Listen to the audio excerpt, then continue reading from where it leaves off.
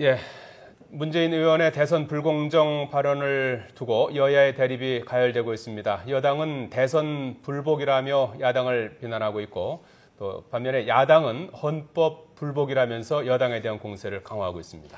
대립되고 있는 여야의 갈등에 대한 해법과 그리고 또 4명으로 압축된 차기 검찰총장에 대한 얘기 나눠보겠습니다. 네, 황태순 위즈덤센터 수석위원, 김만음 한국정치아카데미 원장 두 분 모셨습니다. 어서 오십시오. 네, 안녕하세요. 안녕하세요. 자, 이 문재인 의원의 대선 불공정 발언을 둘러싼 여야의 대립이 격화되고 있는 그런 양상입니다. 오늘은 이제 이렇게 양쪽에서 불복 이렇게 이제 불복 프레임으로 이렇게 또 맞서고 있는 그런 상황인데 지금으로 봐서는 쉽게 금방 끝날 것 같지 않아요? 네. 어떻게 보십니까? 우선 간단한 좀 말씀. 검찰 윤석열 지청장 직무대행 배제, 직무 배제 논란에서 또 갑자기 지금 이쪽으로 옮겨가고 있어요. 네. 문재인 의원이 이제 중심에 서면서 그런 얘기가 되고 있는 것 같은데, 이게 문재인 의원의 등장은 이번 일회성으로 그치고 이제 당 차원에서 하게 될지, 또 계속 여당에서 문재인 의원에게 포커스를 맞춰서 진행하게 될지 모르겠습니다. 저는 이게 대선 불복에 대해서는 문재인 의원인 당사자가 나서니까 규정하기 좀 쉬워지죠. 그렇지 않겠습니까? 그럼에도 불구하고 본인이 대선을 불복하는 것은 아니다. 다만 관리 과정에서 불공정성은 분명해진 거 아니냐. 이전에 비해서 확산되고 있기 때문에 뭔가 대통령으로서의 책임 자세가 필요하다라고 얘기하고 있는데 이것을 이제 여당에서는 뭔가 야당이 취약한 고리라 할 수 있는 대선 불복이라는 용어로 규정을 하고 있는데 여기에 대해서 과연 국민들이 어떤 반응을 보일까? 시간에 따라 좀 변화할 수 있을 것 같습니다. 황태순 의원께서. 그래서 보니까 지금 대선 불복과 헌법 불복이 좀 맞붙어 있죠. 보면 한쪽에서는 분명한 보면 대선 불복 아니냐 하는 쪽이고 또 보면 야당에서는 아니 왜 부정선거를 부정선거라고 이야기하지 못하게 한다면은 그것말로 헌법 불복 아니냐 그러는데 보면은 대선 불복 아니라 그러는데 사실 대선 불복 심리가 좀 밑에 깔려 있는 거는 사실인 것 같고요. 또 보면 헌법 불복이라 그러는데 또 엄밀하게 얘기는 헌법 정신에 대해서 과연 불복하느냐 하는 문제인데 저는 그 부분에 대해서 문재인 의원이 좀 너무 앞서 나가는 게 아닌가 하는 생각이 들어요. 즉 문재인 의원 입장에서는 지금 수사 중에 있거나 재판 중에 있는 사건을 갖다가 이미 다 형이 확정된 것으로 기정사실화해서 부정선거로 지금 일단 딱지를 찍고 있습니다만은 낙인을 찍고 있습니다만은 그렇게 따지자면 우리 헌법에서 얘기하는 이른바 법치주의의 대전제인 무죄 추정의 원칙을 갖다 어그러뜨리는 거거든요. 그렇다면 한쪽에서는 또 보면 너무 지나치게 야당을 갖다가 대선 불복하느냐 하고 또 몰아치는 것 같고 한쪽에서는 또 보면 약간은 좀 억지스럽게 자기 스스로는 보면 이른바 무죄 추정의 원칙을 갖다가 인정하지 않으면서 보면 왜 국가기관이 그와 같이 선거에 개입한 것을 갖고 말 못하게 하느냐 그 자체가 헌법 불복 아니냐 하는 식으로 맞받아치고 있는 모습들은 과연 앞서 이제 김만우 원장님 말씀하셨습니다만 국민들은 사실 냉철하게 바라보고 있거든요. 그래서 이런 부분들에 있어서 물론 이런 효과는 있을 거예요. 각자 이런 식으로 상대방을 갖다 극한적으로 몰므로써 자기 진영을 갖다가 공고히 하는 효과는 있습니다. 하지만 자기 진영 양쪽 사람이 아닌 대다수의 중도에 있는 국민들 입장에서는 그와 같은 모습을 갖다 과연 정쟁으로 볼 것인지 아니면 각자의 어떤 주장들이 일리가 있다고 볼 것인지 조금 두고 볼 일입니다. 양쪽에서 이게 격화되다 보니까 표현들도 상당히 거칠어지고 있어요. 독사과 독버섯, 독극물 얘기까지 나오고 있는데 우리가 이런 단어에만 집착하다 보니까 그런 용어를 쓰는데 과연 그렇게 말했던 앞뒤 맥락이 맞는 얘기냐. 문재인 의원이 의심의 독사가라고 얘기를 했거든요. 그러면 지금 문재인 의원이 주장했던 것이 근거 없는 의심을 가지고 한 거냐. 그건 아니란 말이죠. 다만 조금 과했다고 얘기할 수 있는 것은 이제 문재인 의원이 나섰을 때 현재 구체적으로 실체적으로 파헤칠 수 있는 부분을 정쟁의 차원으로 끌어버릴 좀 여지가 있다는 점에서 좀 부담스럽긴 하지만은 문재인 의원이 주장했던 것, 즉 박근혜 대통령이 당시 후보로서 알았거나 몰랐거나 현재 대통령이 상당히 자막이 좀 내용이요. 나오고 있는데 민주주의 무너뜨리는 의심의 독사. 글쎄요, 그러니까 의심의 독사가인데 버섯인데 좀 틀려요. 버섯인데 이게 나갔을 경우에 뭔가 근거 없이 의심을 하면서 왜곡시키거나 주장을 할 경우에 그런데 최근 상황을 보면 단순히 의심이 아니란 말이죠. 초반에 나왔던 무슨 어유라든가 이런데 소규모 커뮤니티 중심으로 이제 기소를 했다가 이후에 최근에 지금 55,568건이나 해당되는 SNS 트위터 댓글 문제가 나오고 있고 또 일부에서는 대규모 포탈에서도 그런 댓글을 썼던 정치를 썼던 얘기가 나오고 조금 전에 보도가 나왔습니다만은 일부는 또 당에서의 공식 좀 보도 자료가 관련해서 좀 트윗으로 인용됐던 얘기가 나오다 보니까 광범하게 확산되니까 이런 과정에 대해서 당연히 대통령으로서 뭔가 좀 해야 된다는 얘기인데 저는 아까 황태순 의원이 당연히 최종 결과에 대해서는 무죄 추정의 원칙에 따라서 응하는 것이 야당으로서 맞는데 최근 진행되는 과정을 보면은 뭔가 여당이라든가 청와대 쪽에서 이 문제를 건드리게 되면은 건드려서는 안 될 성역처럼 간주하게 만드는 데 성격이 굉장히 크다고 봅니다. 하나의 예를 들자면은 지난번 그 윤석열 지청장 사태 터졌을 때 공소장 변경이 이루어졌죠. 그랬을 때 윤상현 원내 수석 부대표가 무슨 얘기했느냐?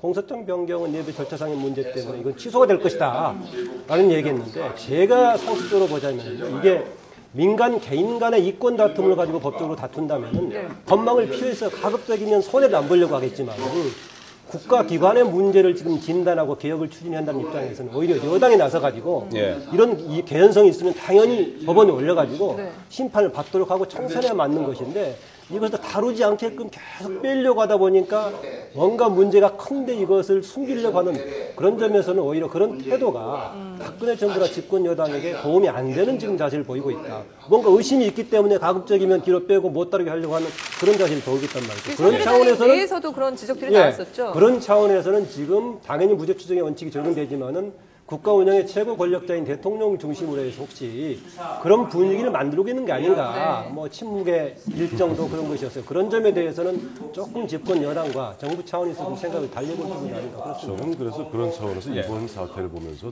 느끼는 것이 말씀을 하셔야 될 분은 말씀을 안 하고 계시고 말씀을 좀 줄이거나 말씀을 자제해야 될 분은 말씀을 하고 계시는 데서 이 문제가 불거지는 것이라고 봅니다. 앞서 이제 김만호 원장님 말씀하신 대로 박근혜 대통령이 원론적인 말씀을 하시면 되는 거예요. 보면은 국민들 가슴속에 일점의 의혹도 남지 않게 명명백백하고 투명하게 수사하는 것이 대원칙이죠. 우리가 민주주의를 어떻게 이룩해 왔습니까? 그 민주주의를 지키기 위해서 만에 하나 진짜로 보면 지금 현재 재판 중에 있거나 수사 중에 있는 사건과 같이 국군사이버사령부라든지 국가정보원이 조직적으로 만약에 선거에 개입했다면 그건 용서받을 수 없는 일이죠. 그렇다면 그런 부분까지를 포함해서 그야말로 명명백백하게 진실을 밝히고 국민들에게 그와 같은 메시지를 보내야 됩니다. 근데 대통령께서 그런 아무 말씀을 안 하고 계시니까 앞서 김만원 원장님도 지적해 주셨습니다만은 이른바 새누리당에서도 보면 강경파들이 뭐랄까 대통령을 좀 옹유한다고나 할까요? 결사 옹유하듯이 보면 사사건건 보면은 뭐랄까 야당에 대해서 좀 거부하는 그런 모습을 보이고 있고 그러다 보니까 황운여 대표까지 평상시에 온유하고 보면 뭐랄까 합리적인 말씀을 하셨던 분도 그런 분위기에 휩쓸리다 보니까 아까 뭐 독사가 독버섯 이야기가 나오게 되는 것이고 마찬가지입니다. 지금 민주당 같은 경우도 앞에 처음에 말씀드렸습니다만 문재인 의원은 누가 뭐래도 당사자입니다. 당사자가 그런 말을 하게 되면 누가 보더라도 그것이 대선 불복 심리가 듬뿍 깔려 있는 가운데 이제는 상황이 이렇게 되니까 본격적으로 나서는 것으로밖에 더 보이겠습니까?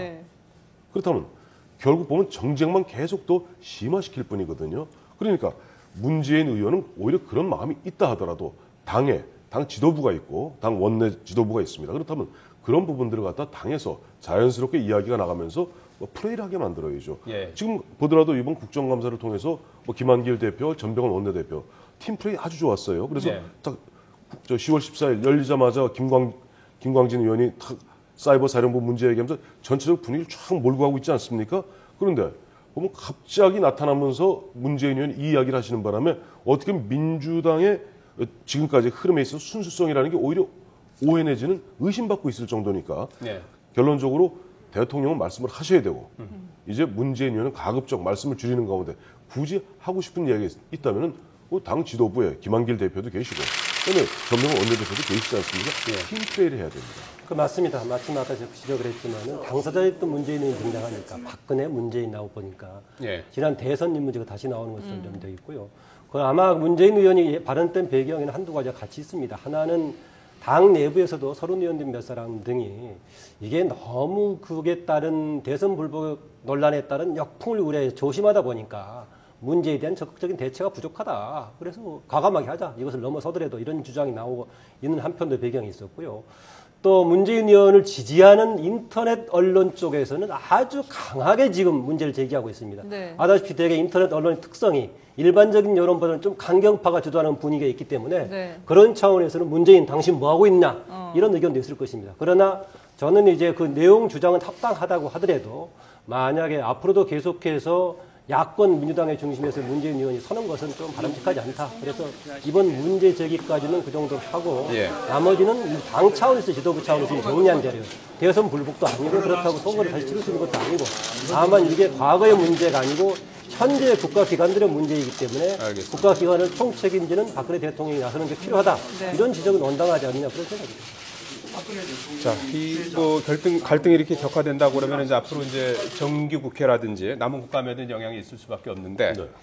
그 지금 뭐 말씀 뭐 하는 걸 좀 마무리하는 의미에서 여야 입장에서 어떤 전략으로 좀 그 이 부분을 좀 헤쳐나가야 된다고 보시는지요? 당분간 뭐 정기국회까지는 굉장히 어려울 것이고 또 예. 정기국회 내에도 보면은 이제 이번에 국정감사 끝나면 곧 예산국회로 물리게 되거든요.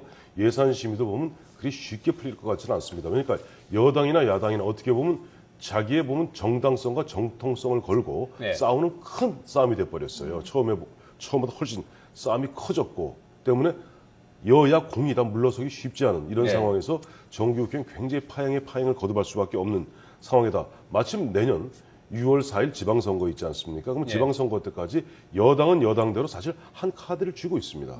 음원 파일이죠. 네. 이제 대화록의 음원 파일이라는 나름대로 또 무기를 갖고 있어요. 네. 또 야당은 야당대로 이번에 보니까 사이버 사령부, 앞서 우리 김만우 원장이 말씀하셨던 지금 의심을 잔뜩 받고 있는 심지어는 국정원의 포탈에서의 또 활동 문제 이와 같은 것들이 갖고 있기 때문에 내년 6.4 지방선거까지는 아마 국민들 입장에서는 굉장히 답답하겠습니다만은 지리한 정쟁, 싸움 예. 계속될 수밖에 없지 않느냐?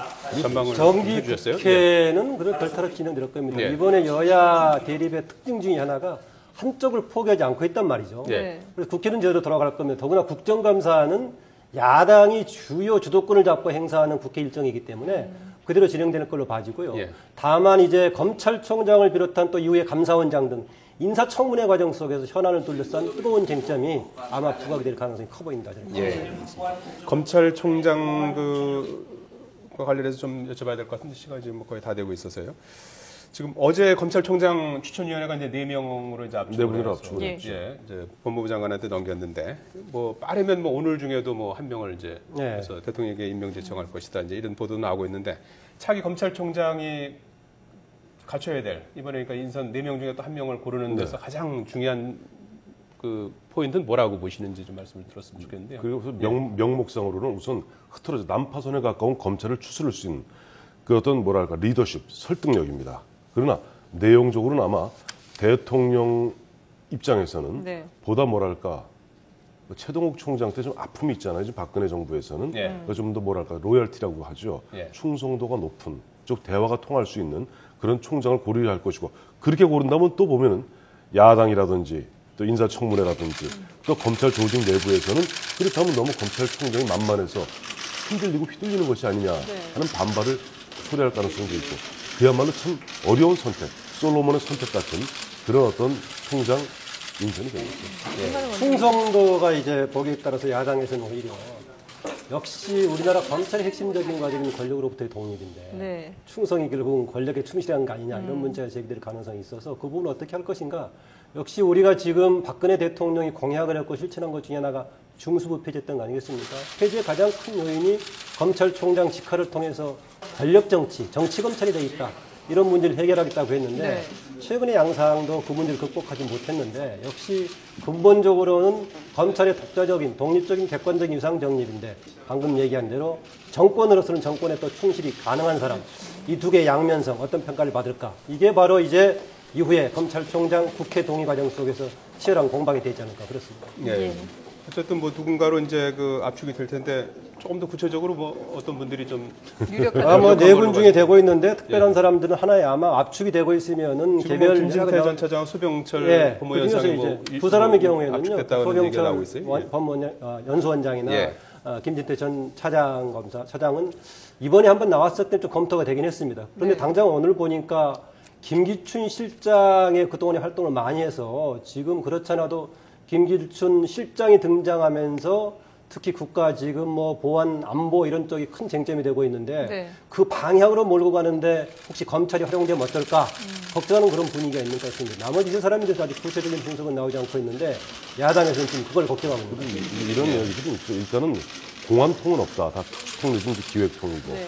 보면 이제 눈에 띄는 것이 앞서 말씀하신 대로 이 김진태 이제 변호사 같은 경우는 대검 차장까지 대검 차장까지 했고 사실은 한상대 총장 이후에 직무대행을 한 4개월 정도 했죠. 연세도 조금 기수보다 많고 해서 연배도 있고 뭐 장력은 뛰어난 반면에 아까 김기춘 비서실장과의 또 관계 이런 것이 또 걸림돌이 될 가능성이 있고 그다음에 또 보면은 지금 길태기 대검 차장 같은 경우는 사실은 최근에 있었던 조용건 그다음에 윤석열 이 지검장 지처장 두 분이 국정감사장에서 그렇게 어떻게 보면 국민들 앞에서 참 그런 부끄러운 모습 보인데에 대해서 사실 지금 현재 검찰총장 직무 대행이거든요. 뭐 그런 부분에서 조금 걸림돌이 되지 않겠는가 하는 생각을 해보겠습니다. 네, 알겠습니다. 자, 황태순 위즈덤센터 수석위원, 김만음 한국정치아카데미 원장 두 분 모시고 말씀 나눠봤습니다. 고맙습니다. 고맙습니다. 네.